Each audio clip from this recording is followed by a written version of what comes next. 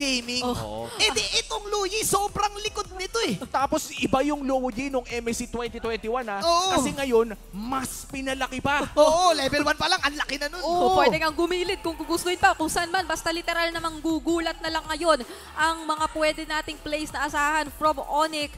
Akala natin nagtatapos na sa literal na likod gaming lang na mga pana-pana, bato-bato yung mga gustong gawin dito. Pero meron pa silang tinatagong Luyi pala. So, eto na ba ang magiging sagot para makselyuhan yung sweep? Oo O ba nga eh. sasagot ba ito? O, kasi kung ako talaga nasa RG, medyo gulat talaga na may isang Luyi bigla. O akala mo talaga likod lang, pero meron pang ultra likod, meron pang pinakalikod. And kung maaalala nyo, specialty ng Omega's Execration Clan to eh. Oo. Itong Luyi na to, naalala mo nung may Luyi Bane sila na combo? Ay, oo. At Sila na may nakaka-perfect niyan. At hindi lang yun, no, may pinapakita pa nga silang mga Selena na may mga Bane pang sinasabay. Pero Oo. ang sakit na talaga ng level 1 ngayon ng Pakito. That buff, nararamdaman talaga kung bakit din siya napipik ngayon. Oo, pero ramdam mo rin yung aggression na meron si Super Prince no? Literal na napilitan o talagang na low ng sobra si RTZ sa laning pa lang na mukhang may mga kasama naman sila kanina. Though yun nga siguro yung kailangan niya isipin, bawal siya mag-overextend, pero Escalera. Okay, kalahati ang buhay na Escalera. Star Shatter coming in, Vicar out from Eska. Mukhang hindi na babahala itong RSG sa Luyi pick na to. Binabanatan pa rin nilang binabanatan. Mag-aantay pa tayo para sa mga big team fights. And wala pa naman yung mga big diversion plays mula sa Luyi dahil wala pa nagle-level 4 bukod na lamang kay Demon Kite at King Kong.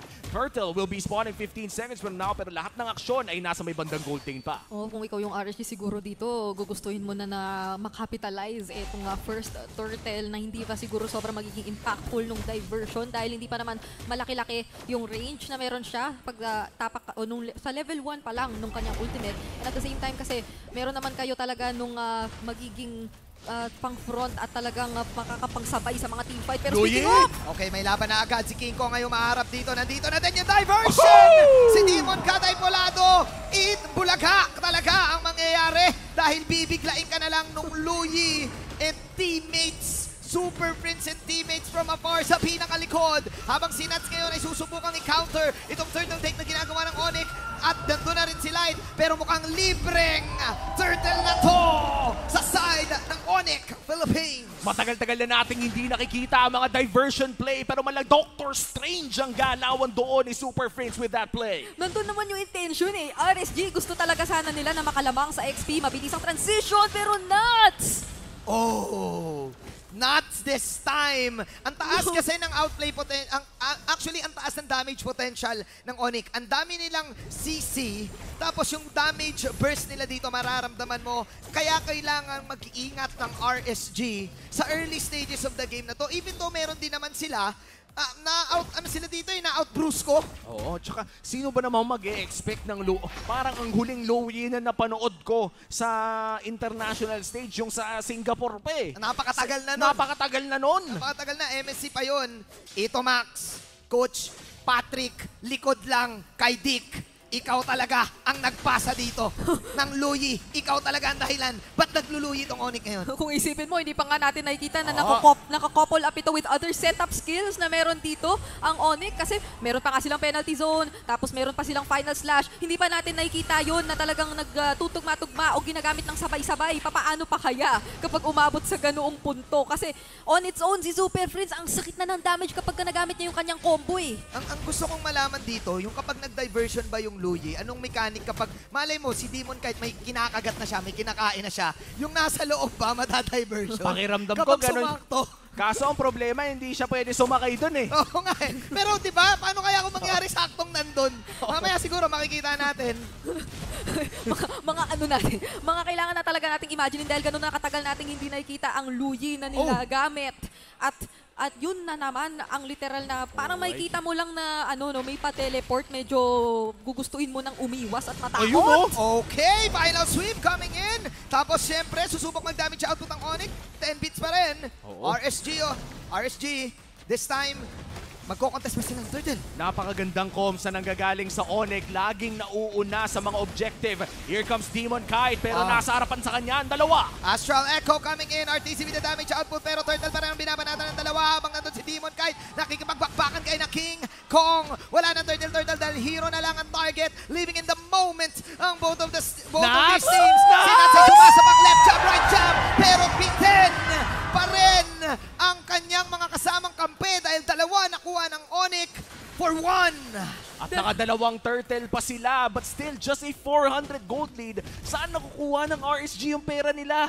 Dalawa lang nga naman kasi yung nandoon na players ng RSG at that moment na paghiwalay pa. So hindi na nila nagawang tulungan yung isa't isa. Whereas yung sinasabi mo nga na mga nakukuha pa naman kahit pa paano na gold dito ng RSG ay dahil nga naman napipili pa rin naman nilang try sabayan yung mga nagkukuhang ganoong objectives dito ng Onyx. Si Kusei na kanina pa naman nagtatry o nag-a-attempt na makakuha ng mga tore at nasasabayan o naaantabayan naman din siya ni Light as compared to yung mga previous nga natin nakikita ng mga teamfights na talagang napapahirapan ng Onyx dito si Light na pumwesto, pumosisyon, nababawasan agad ni Super Friends. Tapos nakukontra rin agad kasi may mga final slash. Tapos napakakunat din ng mga humaharap. Medyo nag-aalangan ngayon. Etong si Light na talagang siya rin ay mag-try to mancha at umabante kontra sa kanila. Here comes the diversion play. Walang nakakaalam na nandyan si Escalera.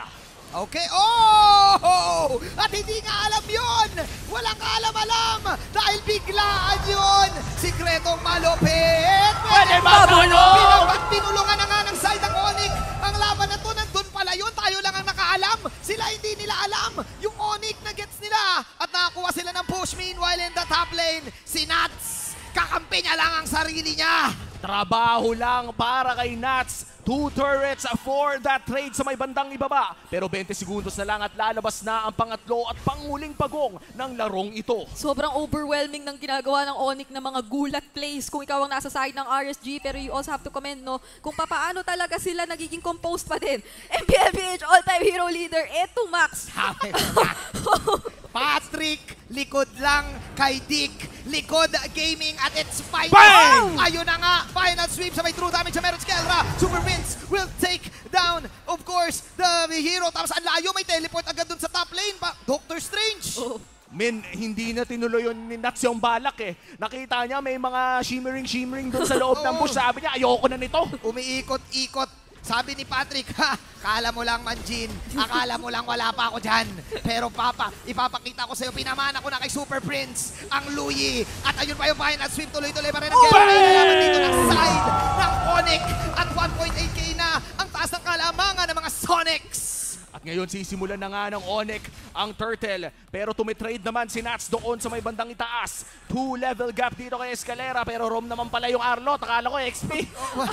Ang nakaka-stress pa, parang ang Roam bilis yan, lang roam nung yan. cooldown. At si Nats! Oo. Kung hindi ako nagkakamali, kasi kung nais siya na itanong yung Luyi user din ako eh. In-update yan eh. Ang pagkakalam ko talaga, correct me if I'm wrong level 1 pa lang, ang haba na agad nun. Ultra range na agad yung pang level 3 na agad yung range ng diversion. Mala global na ang range yan. Level 1 pa lang. Kaya naman, nagtaka din ang lahat eh. Paano ngayon lang nakalusot? Looking at the Infinix item build, no? Kamusta ba ang mga items natin dyan, Briggs? Gusto ko nga na rin makita at tutukan dito na so far, nakatalisman pa lang naman etong si Super Friends pero ganoon nakataas agad yung damage na nabibigay at napaparamdam niya kontra sa mga players ng RSG na kung titignan din naman ay hindi pa naman nakakapag-invest ng sobra in terms of magic defense kasi parang hindi naman yun yung primary na kailangan nilang isipin at this point pero yun din yung isa sa mga pinaka nagiging problema kasi napakataas na agad nung poke na napoprovide niya at yung threat talaga nung diversion na ngayon ginagamit na naman mukhang meron silang itinatry at hanapin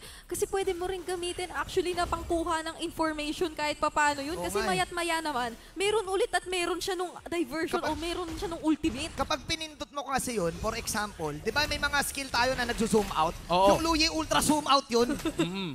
Ganun yun eh. Pag pinindot, subukan mo, buksan mo yung ML mo ngayon, mag-Luyi ka, pindutin mo yung ultimate, zoom out ng todo yung camera, kumbaga magpo-0.5 yung camera mo nun eh. Grabe. Iba pa pala ang mga ginagawa nito. At bukod pa dyan, nagbibigay din. Sinubukan ni Direk. Ayan, kita yung bilog. Sabi sa inyo, tignan mo yung bilog na yan, Bilog na bilog yan. Ayan, yan ang range ng Luyi Ultimate ngayon. At At bukod pa dyan, ang diversion ay nagbibigay din ng vision kapag binato sa bush. Yun nga, sukat na sukat yung circumference niyan.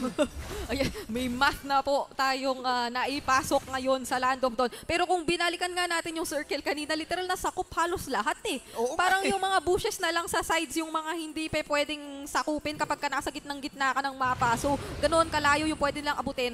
Walang hesitation ngayon for Onyx kahit saan sila na po pwedeng pumwesto. Ayan na nga, makikita na naman natin kung gaano kalawak yung pwede nilang lipatan. At ngayon, Hindi nila alam. Hindi nila alam. Okay. Secret lang. Secret lang. RTC, secret lang!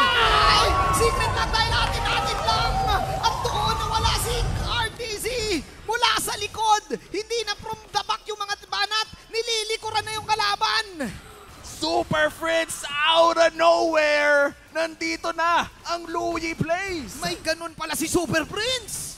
hindi ko na alam kung paano pa natin aasahan yung mga RG mamaya. Kapag naglaro tayo, posibleng lumabas na nga ito at ang laki-laking problema kasi hindi yata i-contest na ng RSG yung Lord na yun. Jungle Lord! Oh Nasa my baba! goodness. Kaka-Lord pa lang meron na agad Ano to? Ba't ang bilis naman ng cooldown nun? Yun, parang hindi nga makatotohan ng level 3 40 seconds eh. Kasi nga naman nakatalisman nga naman siya. Tapos baka sa emblem build pa niya, kumuha Mga pa siya emblem. ng mga cooldown reduction. But overall, Onyx showing a completely different style of play. Nasanay na tayo sa ube, nasanay na tayo sa banana split. Pero ito may panibago na eh. May mga teleportation jutsu nang nangyayari Ganito dito pala. eh. Kaya pala. Oo, may ganito palang play. Ayan na. This time hindi na ginamit yung diversion. Nilakad na lang. Kinunsin na lang. Kaya ba sinabi ni Coach, why not? I'm an MLBB coach. And of course, I know what time it is. Oo. Ito na yun eh. And it is Onyx time indeed. Oh my. Ito yung mga, kaya prime time to eh. Oo, ito na Kaya yun. prime time to eh. Alam mo yung napapatahimik na tayo dito, yung trailer nila, yung Oo. roster level nila, may mga pa-teleport din. Oo, may Ay. mga chip, may mga ano yun. May mga chip. May mga jet. Di ba nasa kasay sila sa mga jet nun? Siguro 2 weeks from now, kapag pwede nang taruin yung bagong hero, Onyx, baka Onyx pa ang unang maglabas. Ay, oo. Malamang. Malamang teorya. Magandang teorya yun. Kasi may teleport din yun, di ba? Oo, meron din. Swak na swak kay Coach. Swak na swak. Pwede yun kay Coach. Oo, sakto. Oo, may fake pa, oh. Kaya Oo. nga diversion yan eh. Oh! Okay, diniversion din. Pati yung final split. Wow! At ako, ayun na nga, si Kendra makakuha man ng killing spree. At ang ganda sana ng curtain call na nabanat dito. Pero wala eh. Bumawas lang ng dalawa at kailangan pa rin dumepensa dito ng RSG Philippines. Briggs, ano pa bang natitirang win condition if you're RSG Philippines? Napakahirap nito kung iisipin mo dahil lahat ng mga gusto sana mag-engage, lahat ng mga gusto sana mag-setup at mag-apply rin ng crowd control ay nasasagot na ngayon ng Onyx dahil mas nakaka-overwhelm yung crowd control na meron sila katulad na lamang nito si Demon Guide. Ang laking pang-psycho ng diversion na yon. Si Kite ngayon ang mabuburuan. Wala na si Demon Kite. Mega kill para kay Kelra. And Kelra bumabanat-banat na dun sa may tore sa baba. Basag ang dalawang tore at mag-out na muna ang Onyx. Pero anytime kasi pwede sila mag-teleport pabalik. Ang sakit din ng damage ni Kel. Kinalkal lang niya yung tore. Pinawashing-washing niya lang eh. Kung ako siguro nasa RSG ngayon, parang magigits mo eh. Ayaw mo na sanang bigyan ng Onyx ng mga pwede pang umalalay kay Kelra kasi kanina nung game 1, pumaikot sila kay Kelra eh. Kaya Angela, parang wala na nga rin kanina. Pero parang hindi naman yun yung kaso ngayon. This time, hindi sila sobrang pumapaikot kay Kelra sa kung paano nila papaganahin at i-activate kasi meron silang mas malalaking mga surpresang naihahatid through the diversion plays. Hindi nga lang sorpresa kundi sekreto na ring malupit. Tignan mo naman, naka-winter stranchion pa yung Louie. Para sa mga hindi nakakalam, yun yung pantricks eh. Oo, pantricks yun. Yung pag-diversion mo, magta-transion ka. Tapos pagka na-defrost ka naman na Mariah Carey pag December, Makaka-out ka. makaka-out ka. Makaka-out ka. Ay, pero sabi ng RSG sa Glenn, ilaban natin to. Dahil ngayon si Escalera ay namumulado. Bumabanat lang pero Eska! may vacuum. Tingnan natin. Demon Guide, makakuha ng dalawa. Si Kosei, kami naman. It's our time to shine. Sabi ni na Kosei, nasa na yung teleport nyo? Wala this time. At saktong-sakto dahil meron pang level 2 Lord na nag-aabang para sa RSG Philippines. Napakarami nga lang ding waves na kinakailangang isipin pero napakaganda nung naging pag-advance na yon ng RSG ngayon. Clearly, meron silang advantage na magsimula nitong Lord na ito dahil dalawang miyembro ng Onyx ang nawawala. Pero mukhang ilalaban pa rin kahit papaano. Tatry kuhaan ng impormasyon. Nandiyan din yung retry ni King Kong. na kinakailangan nating bantayan Gem! ngayon. Okay, penalty zone. Nilabas na ni Light. At gusto lang nilang kunin dito ang Lord for sure. Pero unstoppable na si Kelra with the machine. Pero nasa bandang likod. Wow! Tingnan natin. Makukuha ngayon ni King Kong yung Lord. Napakagandang steal. Remind you, kaka-diversion lang din. At gusto na tapusin ng Onyx ang laban na ito. Tumatakbo na ang kumunan ng RSG. King Kong, roll out. Let's see kung kakayanin pa ng Sonics. 10 seconds para dito kay Light. Meron pa namang wave doon sa may mid lane at i-clear na agad ito ng RSG Philippines. Pero ang Lord Push ay nagbabadya na ng katapusan para sa RSG. Onyx, it's a 5v5. Nag-diversion! Nasa yun! Oh! From behind! Nasa likod pala si Escalera. May ganung klase palang combo. At yung damage output dito ay enough na talaga. Kela! Para sa Onyx! 3 points ang masisecure ng Onyx Philippines! At diniliver ni Super Friends ang Arlot doon sa likod.